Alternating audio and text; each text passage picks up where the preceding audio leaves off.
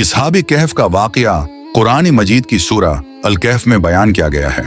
ये एक मौजज़ाती किस्सा है जो ईमान, सब्र और अल्लाह की कुदरत को जाहिर करता है। ये कहानी हर उम्र के है लोगों के लिए सबक आमोज है, क्योंकि उसमें अल्लाह की रहमत और कुदरत का वाज़ेह इजहार होता है।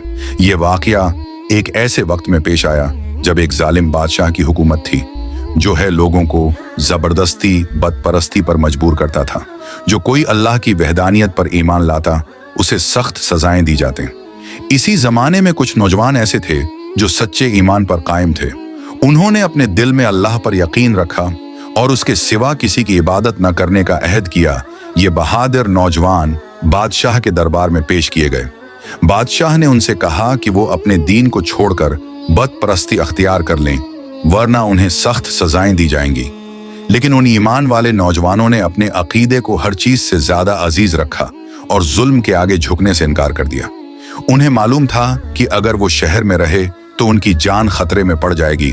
जब उन्हें यकीन हो गया कि बादशाह उन्हें हटा देगा, नहीं छोड़ेगा, तो वो शहर छोड़कर एक दौर दराज पहाड़ में एक गार में जाकर छिप गए। उनके साथ एक वफादार किताबी था जो उनके साथ गार के दरवाजे पर बैठा रहा।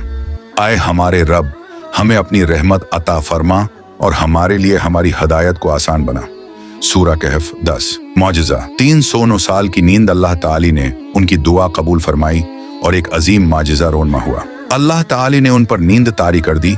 वो 309 साल तक सोते रहे। इस दौरान बादशाह की हुकूमत खत्म हो गई और दुनिया में बहुत सी तब्दीलियां आ चुकी थीं। लेकिन गार में मौजूद ये नौजवान अल्लाह के हुक्म से इसी हालत में महफूज रहे। अल्लाह ने उनके जिस्मों को दाएं और बाएं करूटें दिलवाएं ताकि उनका जिस्म खराब ना हो। सूरज की रोशनी गार के अंदर ऐसे आती कि उन्हें कोई तकलीफ ना हो। उनका किता गार के दहाने पर बैठा रहा ताकि कोई भी अंदर दाखिल ना हो सके।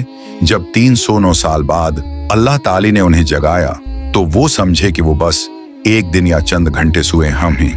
उन्हें भूख महसूस हुई तो उन्होंने अपने एक साथी को सके देकर शहर भेजा ताकि वो खाने के लिए कुछ खरीद ले।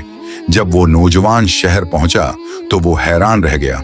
लिबास बदल चुका था, जबान बदल चुकी थी, हुकूमत बदल चुकी थी। यहाँ तक कि सिक्के जो वो लाया था वो भी बहुत कदीम हो चुके थे। दुकानदार हैरान हो गए और बादशाह तक ये अजीब खबर पहुंच गई। बादशाह नेक और अल्लाह पर ईमान रखने वाला शख्स था। जब उसे मालूम हुआ कि ये नौजवान कई 100 साल से गार में सोए रहे हैं तो वो खुद उस माजिज़े को देखने के लिए आया। असहाब कहफ ने अल्लाह का शुक्र अदा किया और उसके बाद अल्लाह ने उन्हें दोबारा नींद में सला दिया और उसी हालत में उनकी रूह कब्ज कर ली गई। इस वाक़ये से सीखने वाले इस बात अल्लाह की कुदरत बेमिसाल है। वो हर चीज पर कादिर है। जो लोग ईमान पर कायम रहते हैं अल्लाह उनकी हिफाजत फरमाता है। मुश्किलात में सब्र और दुआ से कामयाबी हासिल होती है। दुनिया में कुछ भी मुस्तकिल नहीं, वक्त के साथ सब कुछ बदल जाता है।